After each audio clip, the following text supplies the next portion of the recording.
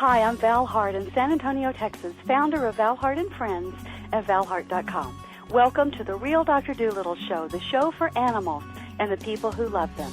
I've been called a real-life Dr. Doolittle many times in my career as an expert animal communicator, behaviorist, pet psychic, and master healer.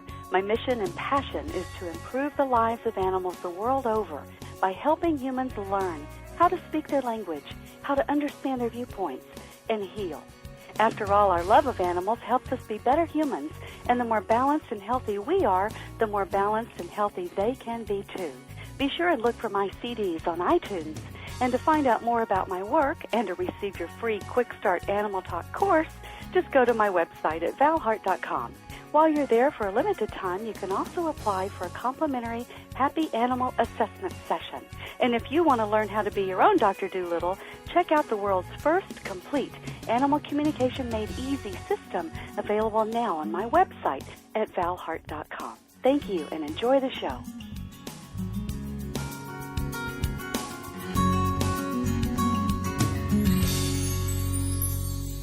Hi, this is Val Hart, the real Dr. Doolittle, and today I'm talking with Jenny Smedley.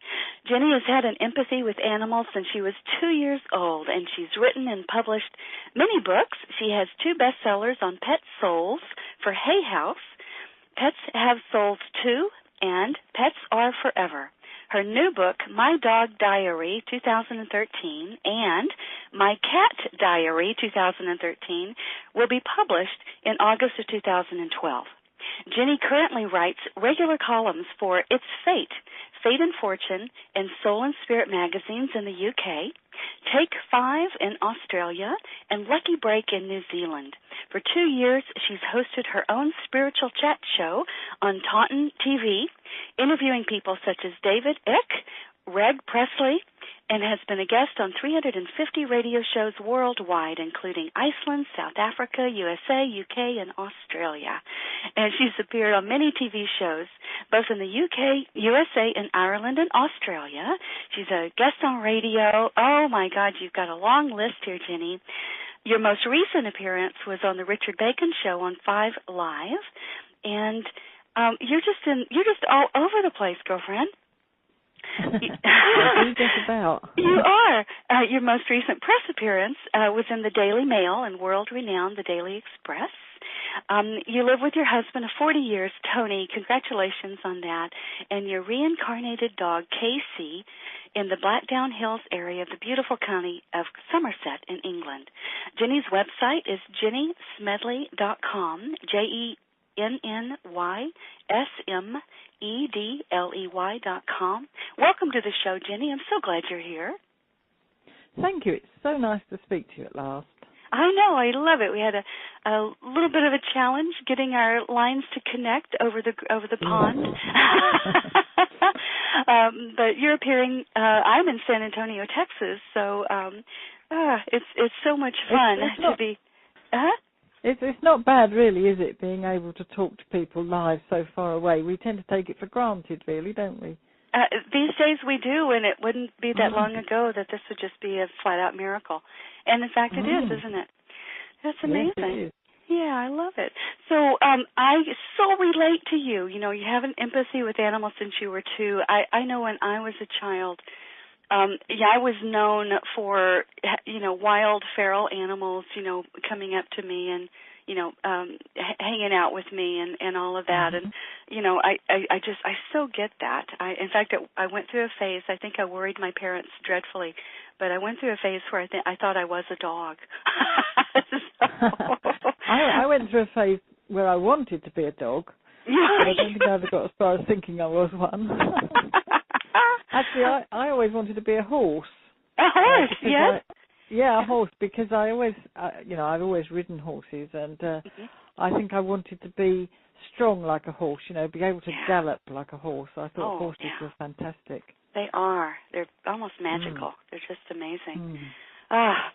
So one of the things that we're going to talk about today is animals, of course, and the fact that they have souls. Now, that's sometimes considered controversial, although I think that most of us animal lovers think that they might, so I'm really interested in hearing what you think. Of course, I'm with you. I certainly think that they have souls.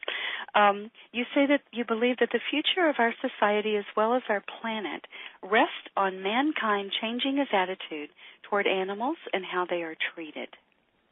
Absolutely. Yes. Can tell us a little bit more about that. Well, people will tell you that there are no animals or no animal souls discussed in the Bible. But in fact, the Bible is a self-help manual, really, a how-to-do-it manual for people. It's not for animals, and animals can't read anyway, or so they tell us. Mm-hmm. So there wouldn't be any point in there being instructions in there for animals. Animals don't need any help to go to be with God once they pass over. Mm-hmm. They're actually much closer to God than the rest of us. They have all their instincts and their intuitions intact. And if you believe in reincarnation like I do, then most of us will have actually been encased in the body of an animal at some point during one of our incarnations. Mm-hmm. And I believe that we could only actually cope with being human and staying spiritual if we've already experienced being on this planet as an animal, because of the fact that animals are so much more in touch with the planet than we are. They can sense water, they can find food, they know which things are poisonous and which aren't. And, in a lot of ways they're a lot cleverer than us. And they also live in the moment, which we don't do. Mm-hmm. We tend to live in a past that's gone or a future that hasn't happened yet, whereas animals teach us to live in the moment. And you've only got to sit with your pet quietly to understand that states of energy between us and animals travel between us. And if your animal is very calm, it can calm you. And if you're very calm, you can calm the animal. If you're upset about something, you might be able to fool everybody in your family and everyone you know that you're fine, but you won't be able to fool your pet because your pet senses your energy.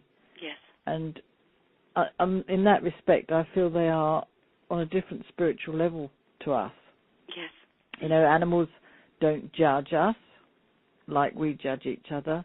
Animals aren't prejudiced. They don't care what colour you are, what race you are, what religion or gender or age you are. They don't care if you're fat or thin. They treat everybody the same. And if only we could say that about ourselves. Mm. Yeah. But we can't. So that's why I say that, unless humans stop treating animals as commodities, mm-hmm. and start treating them as living beings that have every right to be here as much as we do, we're never going to progress as a race. And I feel that if we don't progress as a race, then pretty soon we won't be here. Yeah. We may be just another experiment that failed. Who knows? Mm-hmm. So I really do feel that we've got to wake up. I became a vegetarian once I really understood what it was I was eating. Well, in fact, that's not quite true. I tried to become a vegetarian when I was about 12, but that was in 1952, and, you just didn't do that then. My parents just wouldn't tolerate me not eating meat, and so I was pushed and pushed and pushed until I started to eat it again. Mm. But I became a vegetarian later on, once I had my own choices, because I understood what it is that I'm eating and what has happened to that animal. It makes me really quite angry when I hear people cooing over lambs in fields. Oh, look at the lambs, aren't they cute, aren't they adorable, aren't they lovely?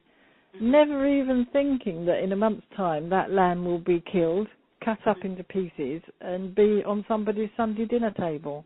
Mm-hmm. And so that lamb went through all that. It went through the trauma of birth. It survived the weather. It was parted from its mother. It was terrified and it was killed, all for what? For 10 minutes of eating at a table. Mm-hmm. It's just wrong. I know one of the things you say, and I love this, is, and we want to have an understanding that animals are not put on the planet for us to use at will, but for us to learn from. Exactly. Yeah, and they do have much to teach us, don't they? Mm-hmm.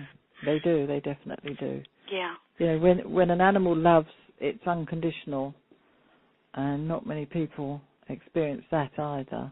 Mhm. And Right. and an animal's love is natural, and it's something that they do because they have this empathy with us. And Mhm. sometimes animals endure terrible things Mhm. in order to try and teach us. Yeah, we're all souls. Animals are all souls. They're just at a different stage to us. It doesn't mean they're at a lower stage than us, and that's something that we've got to get over. The human race is not the be-all and end-all of the universe. We really aren't. We're a part of this chain of souls, and animals are in that chain too. And every time somebody mistreats an animal, they're damaging themselves. That's a really good point. You know, one of the things I always teach is that our animals reflect and mirror us and our imbalances and our wounds and our stresses, Yes. you know. So Yes. when we have a problem with an animal, what seems to be the animal's problem, often it's not the animal that has the problem, it's the person, you know. So yes, they flag up our problems yes. in their behavior. Yes, that's correct. Yeah. And so we always have to look to ourselves. So if there's something going wrong, we have to look inward first and separate out what's actually ours versus what's theirs. Yes, I'm not saying that animals don't have their own issues and their own wounds and their own stuff, but we're usually drawn together for a reason, you know. Yes. So, yeah. So I think let's back up here for just a little bit. Let's start. Can we define what we mean by soul and reincarnation, just in case our listener may not be quite on the same page with us yet? How do you respond when people say, "Why do you believe in reincarnation?" and what is all this about souls? You know, how would you respond? Well, reincarnation to me is that we come here life after life in different bodies in order to progress. There's quite a big theory behind this, and it's explained in my book Soul Angels, which isn't actually about animals per se, although there are, of course, animals in it. And a lot of people say, why is the human race here? What are we here for? What's the reason? What happens after we die? And so on. Well, to me, the theory of reincarnation and what I firmly believe in, and I believe in it because I've had experience of it myself, and understanding it has changed my life totally out of recognition. Wow. Is that if we came here just once, it doesn't matter what kind of God or religion or spirit you believe in, there's no way that everybody on this planet gets a chance to show themselves in the best possible light in one lifetime. It just isn't fair. You can't possibly compare, say, an orphan in India who's having to steal scraps in order to stay alive with a child in the West who has every known gadget and every financial assistance and, in fact, is generally overweight. They have so much food to eat. You can't compare those two. The one child does not have the chance. Now, some people have said to me, well, it doesn't matter because God judges everybody according to their life, according to the way they've had to live. But surely everybody deserves the chance to be able to show themselves in the best possible light to their God. And they can't do that in one lifetime. It strikes me that traditional Christianity, and I was brought up a Catholic myself, says that you have one chance, and then according to how you behaved, you are judged, and then you either go up there or down there. Well, there's no God of mine that would act in that way. God loves us. The Great Spirit loves us. Whatever you want to call it, the universe loves us and wants us to succeed. And just like a parent with a child, if the child fails their exam the first time, they'll be allowed to come back. So I believe that we do come back, that we come back time after time until basically we fulfill our full potential. And then I believe that we actually become what we always have been, if only we'd known it, and that is we become angels. Mm. And I believe this planet was put here to enable this new race of angels that I call soul angels to evolve. And the only way angels can evolve from being angels is to experience life in a physical body. And that spark of them that is put into those bodies is what we call our soul. So our soul goes from body to body, learning, experiencing, and progressing until it's ready to go back and become part of the universe and become part of the evolution of these angels. Mm-hmm. Okay. And for me, that's a nice rounded explanation as to why we have to come back time after time. Mm-hmm. And of course, we traditionally, people who believe in reincarnation normally think that we progress up the ladder, as it were, through the animals into becoming human. Mm-hmm. Yeah. And I think that is sometimes the case, but I also think sometimes the case that we go and become an animal after having been a human. Yep. Because, maybe we messed up, maybe we need a bit more education, maybe we need to go back to being a dog or cat or some other animal that doesn't have the human pressures on them, so that we can perhaps learn again or heal again and be ready to face the challenge of being human again, which is a very difficult thing to be. Right. That makes a lot of sense to me. I know that some people really struggle with the concept of reincarnation. I didn't have a thought one way or the other until I started working, with it myself. Yeah. And I remember an exercise I did in the 70s, and it was just a guided meditative kind of exercise, and what they were actually doing was just simply calling out dates. They sent us, into a meditative state, and then they were simply calling out dates, throughout. I mean, in the past and also in the present. I mean, and the future. And I remember on a number of those dates, I had very clear memories that would pop about where I was on those dates, and the amount of information that came through was just astonishing. It wasn't something, that I was consciously aware of at all. I had never even considered or known any of that. But it really astonished me. And it was like I was peeking into different lifetimes that I had had. It was 1985. Sorry, it was 1985 with me. And, 1995.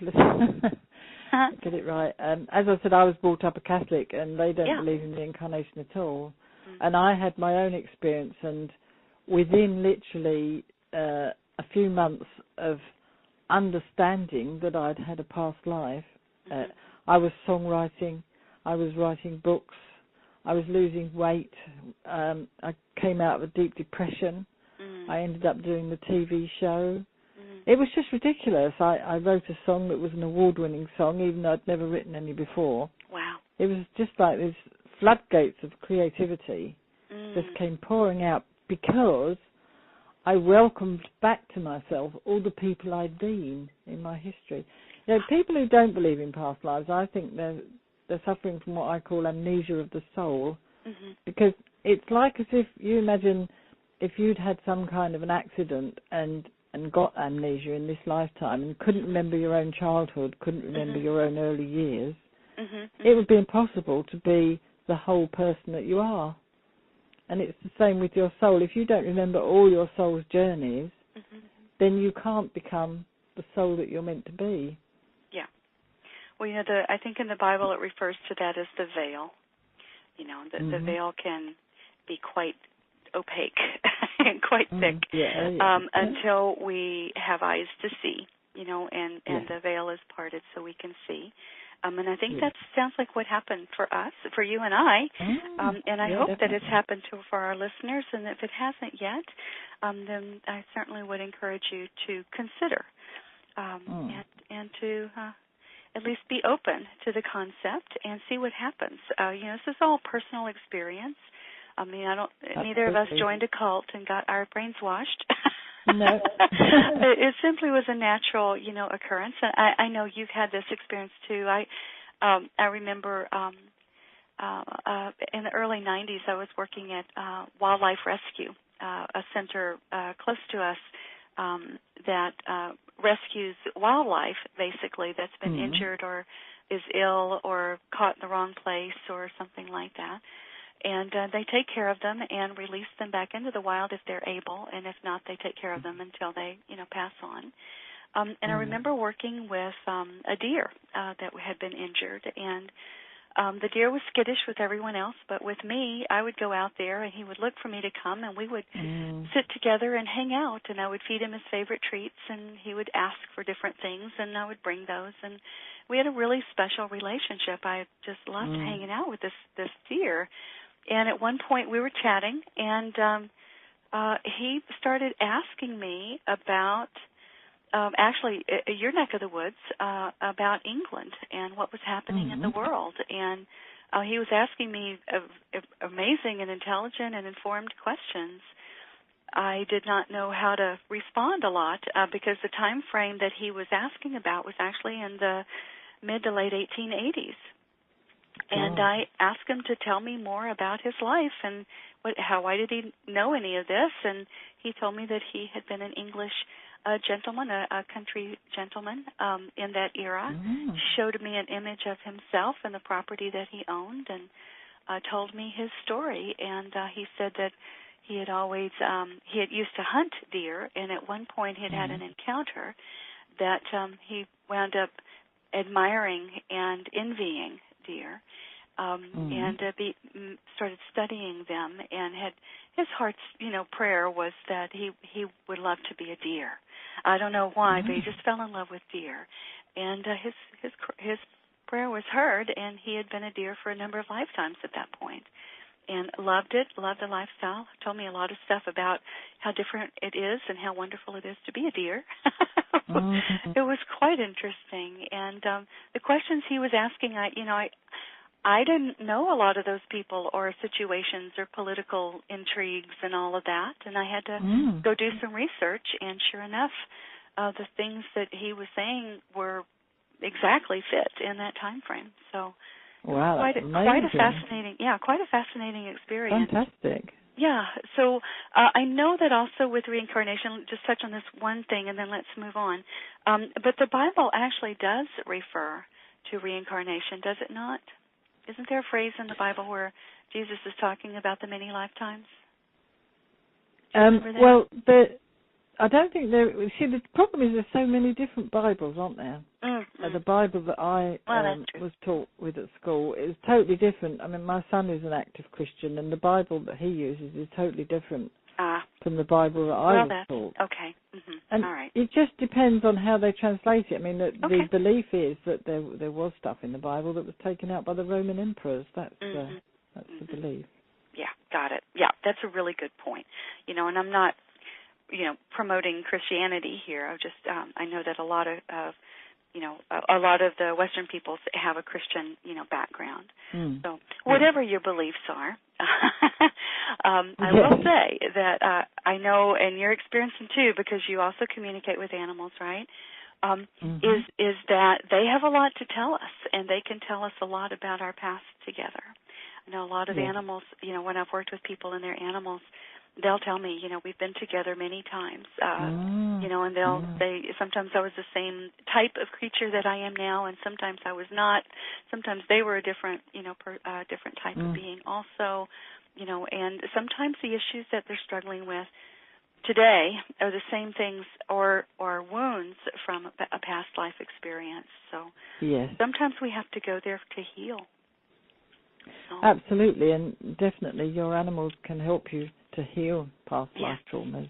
Yes. There are quite a few therapists about now who communicate with your animal and are able to sort out your problems by talking to your pets. Right. As you know, as you do that sort of thing yourself. Yeah, exactly. Good. thanks. And people often, I expect, bring you a pet and say, this pet's got a problem. And it turns out, as you said before, that the person is the one with the problem. Exactly. Yeah, I work a little differently than a lot of communicators. And one of the things I have my clients do is actually fill out a fairly extensive questionnaire for themselves. And when they do that, many times they'll see matching patterns, which is part of the benefit and the fun of the exercise. You know, their session actually starts when we start identifying these patterns and connect the dots. You know, so let's talk about communicating with animals. What's your earliest memory of communicating with an animal? My earliest one was when I was 2. Yeah. And you actually remember it. You were 2 years old and you remember. Oh my God. Good for you. Okay, yeah, go on. Only moments of it, not the entire thing. And obviously my mum told me a lot about it. And she'd just got a 2-year-old dog she'd taken on as a pet. And she'd taken it on because it was fully trained. It was a soft-mouthed retriever, and so she felt it was quite safe. However, she wasn't ready for what I was about to do, and as I say, I was only 2 at the time, and she looked out of the garden, out into the garden from the kitchen window, because she'd given the dog a large bone, and the dog had taken it out there and was laying out in the sun chewing it. And you know what it's like when a dog gets engrossed in a bone. It can sometimes trigger some instinctual behaviour, shall we say. And the next thing she saw was her 2-year-old toddler toddling up to the dog. And she didn't really know the dog, and she was utterly petrified, and she thought that, you know, any minute now she was going to have a savage child on her hands. A bloody but child. I just reached down, apparently I just bent over and burbled away to the dog, took the bone off it, and then walked off with the bone, with the dog following behind me. And for the next 12 years, that's what the dog continued to do. She followed me everywhere I went. Oh, wow. Wow. That's so sweet. She was an amazing dog. I could just imagine. Yeah. Oh. And then when I was 3, I must have been a real worry as a child, like you. I was taken to the park to feed the ducks with some bread. And my mum took her eyes off me for a second, and next thing she turned around, all the swans had come out of the water and had surrounded me. And they were all the same height as me, because, you know, swans are quite big birds, and they can be quite aggressive. She didn't know what to do, because if she rushed over there, she might have actually made them knock me down. Right. But I was standing in the middle with my bag of bread, and I was just taking a piece of bread out and telling which swan could have the piece of bread, and only letting that swan that I chose have the piece of bread. Wow. And none of them were pecking. They were all just standing to attention, and as I pointed to each one, it would open its beak and take the bit of bread. And she never forgot it. Oh, wow.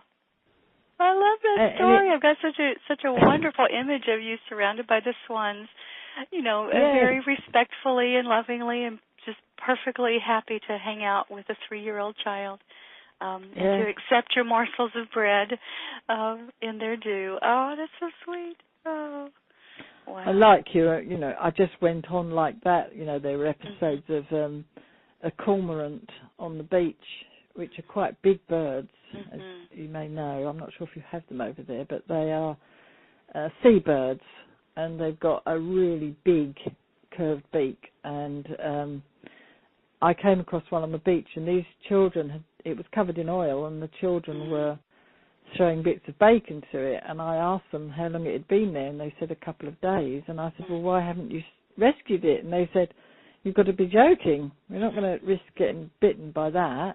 Yeah.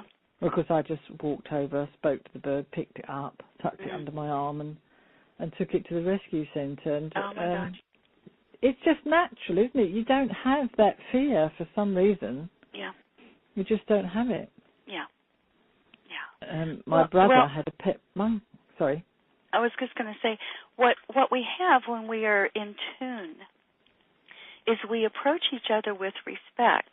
You know, and if the animal says, you know, back away, I'm not in the mood, you know, or I'm struggling here, or I need you to keep your distance, then we can respect that. And if we come to them, I know I had a very close encounter with a very large rattlesnake. I don't know if you have those in England or not. How no. lovely. Yes. It was quite a large grandfather snake. It was about 6 feet long, and it was pretty amazing. And I almost stepped on it, or was stepping over it actually. And I entered into before I even realized what it was, and it basically simply told me that it meant me no harm, and it taught me to carry that phrase with me and to know to resonate with no harm, mean you no harm, come with respect, and that it would be that others understood, that the other animals would understand that. And that served me so well so many times in what could be very dangerous situations. So not encouraging anyone to go out and have a close encounter of the dangerous kind. No. But I'm so understanding, when we approach with respect and we are open and connected, and honoring, there's an invitation, there's an opening, there's an understanding, a deep understanding that happens, don't you think? I do, and I think some people are very lucky that they naturally adopt the right body language to convey those thoughts across. Very, very important, yeah. Body language is so important with animals. We've lost it all. We don't really understand body language anymore because we communicate with words. Yeah, animals know, and they can teach us so much about body language. Yeah. Actually, I've got a wonderful little story if we've got time. Tell me stories. I love stories. Well, it involves that body language. It involves people who treat animals badly, and to me, it also is about how angels will help you to help an animal if your heart is in the right place. And my husband and I were driving it was a doctor's appointment actually, and as we drove along quite a fast stretch of road, we saw something black and white at the side of the road. And a first thought was either a badger or a cat that had been hit by a car. And then as we got closer, we realised it was a dog. And we were both absolutely horrified because the last thing that we like to see is an injured dog, let alone have to try and help it. Yeah. And as we drove past, we thought it was dead because it was unmoving and its muzzle was in the road. And so we stopped the car as quickly as we could, caused utter chaos with the traffic, turned the car around, came back, parked in front of the dog so that no cars could hit it. At that point, the dog got up and ran across the road in a sort of crouching run, but it didn't look like it was hurt. And I was darting backwards and forwards across the road trying to catch this dog that was absolutely terrified out of its life of the traffic and the situation it was in. And eventually it ran into the hedge, and I got down on my hands and knees and crawled into the hedge after it. Now, it was at this point that you're not quite sure because the dog was petrified. It was cornered. I was a stranger. Yeah. But I just spoke with my mind, like you said, I'm not going to hurt you. I mean you no harm. I'm going to help you. And the instant my hand touched her, she rolled onto her back and offered me her belly. And I pulled her out, picked her up like baby fashion in my arms and took her back to our car. At that point, another lady stopped her car and she said the dog had been there at least 2 hours at the side of the road. And I asked the dog why she was there, and this actually chokes me up every time I say it. She told me that her owners had told her to stay. They'd put her out of the car in the early hours of the morning, told her to stay, and had abandoned her. And so that was why she was still laying there in that position where her owners had told her to stay. I thought it was one of the cruelest things I'd ever heard. Anyway, we got in the car and we drove to our appointment, and I walked into the doctor's and I spoke to the receptionist and I said, I'm sorry we're a bit late, but you don't know anybody that's lost. We realised by then she was only about 6 months old, but has anybody said they've lost a border collie puppy? And she said, no, she said, I used to have one of those. Mm. And this is where the angel part came in. I said, did you? She said, yes, I lost him about a year ago. She said, I've still got my retriever, but I do miss my collie. Mm-hmm. So I said, would you like another one? Mm-hmm. Mm-hmm. And I ran back to the car, picked the dog up, and brought her to the window. Yeah. And showed her to the lady through the window. And that was it. That evening, she was in front of a fire with an old retriever, and she's still there to this day, absolutely adored. Oh. Obviously we checked for microchips and things, but she didn't have one. And she'd already told me. Yeah, and you already knew. Yeah. There's a difference between an animal that has gotten misplaced and is trying desperately to get back, and from one that's been been abandoned. Yes. They're how could anybody? Yeah. Mm-hmm. How could they do that? Yeah, I don't know. I don't know either. It's a crime. Anyway, it's a great story.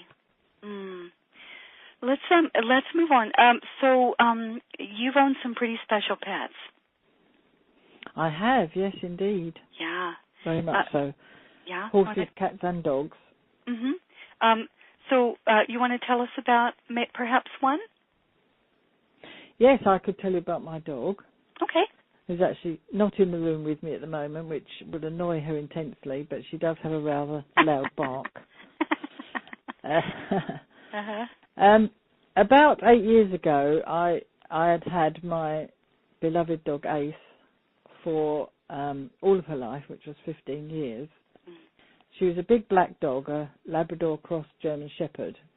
Wow. And she's a magnificent animal. And she came to us through animal welfare people, because she'd been scalded with boiling water as a puppy and run away from her owners. And she was picked up covered with abscesses from the burns at 13 weeks old. And when we went to pick her up, the lady apologised. She said she's not very friendly, I'm afraid. She's very shy of people. She's been home twice, but they brought her back and said, that she just wouldn't settle with them. And this dog and I looked at each other, and she got up, walked across, sat beside me, and rested her head on my leg. And the lady was absolutely flabbergasted. She couldn't believe that this dog that wouldn't go with anybody. And from that day, I was hers. Yeah. She was my owner, and she saved my life. She saved me from a ram that knocked me down and then tried to butt me in the head by drawing it away from me. Wow. I saved her life when she fell in the canal and we had to pull her out. Wow. And although she had a fearsome appearance, nobody was ever scared of her. She used to go everywhere with us, and everybody absolutely adored her. Wow. And when she was 12, she had a mammary tumour that had to be removed. And consequently, she lost the nipple from that part of her, which I'll explain why that's important later. But when she was 15, we had to let her go. And I was so devastated. Only people who have wonderful relationships with their pets will all understand what it's like. You have this animal in your life almost daily for 15 years or however long. And obviously you're devastated, especially when one of these dogs, I call them a spark of your soul. One of these special dogs, cats, horses, whatever, they are a spark of your soul. They're joined to you, and that's why it's so painful when they have to leave. It really is like losing a part of yourself. Yeah. And I swore that I would never have another dog. 2 reasons. First of all, because I thought, well, it won't be her, so I won't be able to form that bond with it again. And second of all, because I didn't think I could bear the pain of the loss again. Yeah. So I said I wasn't going to. But then we went to Sedona in Arizona, actually, which is an absolutely amazing place. And I had a reading from a psychic there, and at the end of the reading, she said to me, had I recently lost a dog? And I said yes. And she said, well, I've got this big black dog here with a grey muzzle, so she was quite old when she died. And she's telling me that today she's young again. Well, I was astonished because I hadn't mentioned the dog at all. and it was the 13th of September. And so we came home again, and I assumed that the psychic had meant that the dog was in spirit and was therefore young again, you know, healthy and young. Mm-hmm. And when we came home, it was quite extraordinary because before we went, I'd been just missing having a dog, and I was just looking at some adverts in the local paper, and there was an advert for some puppies, but I threw it away. But when we came back, it was on the table, which I kind of wrote off. I thought, well, I don't know, I'm sure I threw it away, but maybe I said to my husband, I suppose we could at least phone up and see what they are. Mm-hmm. And I phoned up, and this litter of puppies had been born on September the 13th, which was the day I'd seen the psychic, and I said to my husband, oh, gosh, you know, what can this mean? Uh-huh. Maybe we should have just at least go and see them. Mm-hmm. So we went to see them, and there was a whole litter of puppies, and it was on a farm, and as soon as the puppies had, like, swarmed over us, all but one, who sat quietly waiting. Mm-hmm. And all the other puppies, as soon as he opened the door, the man, they all flooded out into the farmyard except for this one. Mm-hmm. And he said, oh, I'm sorry about her. He said, she's not very friendly. I'm afraid she tends to bark at people, even though she's only a puppy. Mm-hmm. She's not very friendly. I think I'm going to have a job selling her. Mm. And this black puppy looked at me, and I crouched down, and she walked across the room, and she climbed up onto my lap. Mm. And I was like, wow. Yeah. And I looked down at her. She looked at me. She looked at my husband, and then she deliberately turned over in my arms and showed me her tummy, which had the same nipple missing that my old dog had had. Wow. And that was it. She came home. She came home with us. Oh, wow. That's amazing. And as if I needed any further confirmation, a psychic who I didn't know, a psychic artist, emailed me, and she said, I've had this message from this German Shepherd Cross Labrador, big black dog, and she said she wants you to know for sure what she looks like now. Mm-hmm. And she'd drawn a picture, which was an exact replica of a photograph of the new puppy. Wow. Wow. Absolutely say it was the same position, the same colour, the same size, the same facial expression. It was the same dog. Wow, so although, you know, I will one day... Oh, Jenny, I've got chill bumps. This is such a fabulous story. Woo! It's wonderful, isn't it? It is. A wonderful girl. Oh, my goodness. Wow. The good thing about it is, although I know that one day I'll have to go through that awful pain again, yeah, I'll know that she's not gone. Yeah, no. Because she came back once. Yes. I'll know that she's either going to come back again or she'll be waiting for me. Yes. Which is wonderful. I sometimes think that one of the many gifts that our animals give us is that lesson. You know, how to face death, how to go through transition, how to reconnect on the other side, and to remind us so beautifully that life goes on. Spirits continue. You know, that it's not over. You know, a chapter in a journey is complete, but the journey is not complete. No. So, thank you so much for sharing that. What a brilliant story. Okay. So is that the story? Is that the dog that was reincarnated in Pets Have Souls 2, your book? She was mentioned in there, but her story is actually in a book called Forever Faithful. Okay. That was published by O Books. Oh, okay. All right. Great. That was a different book. Okay. You have many. In fact, let's let people know again what your books are. I know we have Pets Have Souls 2 and Pets Are Forever. Right? I know you have many others. You have some coming out in August of 2012. My Dog Diary 2013 to be wonderful, and My Cat Diary 2013 for our cat lovers. It's also coming out in August of 2012. Anything else that you have that you want to be sure that we know about before we finish up? Well, I do have lots of books. I have another angel one coming out in November 2012, and I have a book I'm quite pleased with called Soulmates, which is coming out in January 2013. Wow. So, hopefully next year I'll do some more diaries. I'm hoping to do some about other animals.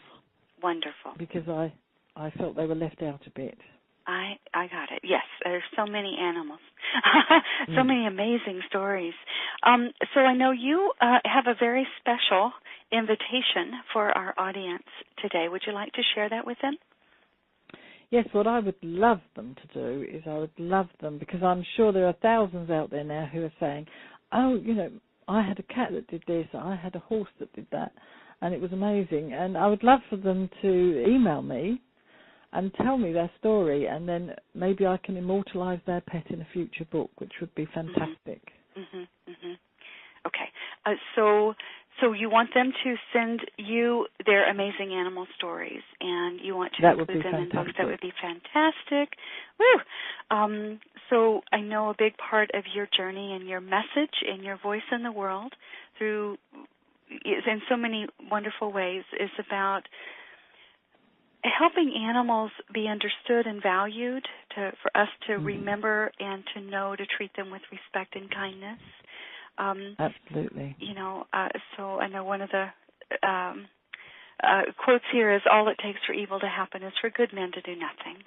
And, we animal lovers can't stand aside and do nothing. We need to be our animal's voice. We need to hear their messages. We need to tell their stories. One of the things I say is that when we do that, we become better people. We're better humans, when we do that. I'm a firm believer, that children who are brought up to respect animals and treat them kindly will not grow up to be criminals. I really believe that. I believe that that's one of the things animals are here to teach us. Yes, and I know. Be nice. And on the flip side, the criminals among us, those that have had the blessing of being connected with therapy animals, often that changes their life forever. It brings them back into being balanced people. Yes, very good. I like it. Yeah. So we've been speaking today with Jenny Smedley of jennysmedley.com. Thank you so much, Jenny, for your remarkable work with animals, your love of animals, and for being their voice. So anyone would like to go to your website, again, that's jennysmedley.com, or you can find any of Jenny's wonderful books on, of course, Amazon. So thank you so much, Jenny. I appreciate your time today and sharing your heart with us. Thank you. You do wonderful work. Thank you. We have much work to do together. Okay. We do. All right. Well, I hope you have a wonderful day, and I will be looking forward to hearing what's next for you. Thank you, everybody. Thank you. Yeah, we'll talk to you later. Okay, bye. Bye.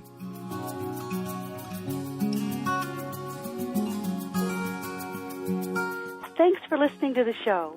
For more information or to listen to other podcasts, go to valhart.com/blog. And if you're someone who values a non-invasive, holistic solution to resolving problems with your dogs, cats, and horses, and you want better behaved, healthier, and happier animals, just go to my website at valhart.com to apply for a complimentary Happy Animal Assessment session. And be sure and remember to look for my CDs on iTunes. Learning how to talk with animals is fun and will change your life. So while you're there at my site, get my free Quick Start Animal Talk course and check out the world's first complete Animal Communication Made Easy system. May the love of animals bless you, teach you, inspire you, heal you, and reconnect you to the circle of life.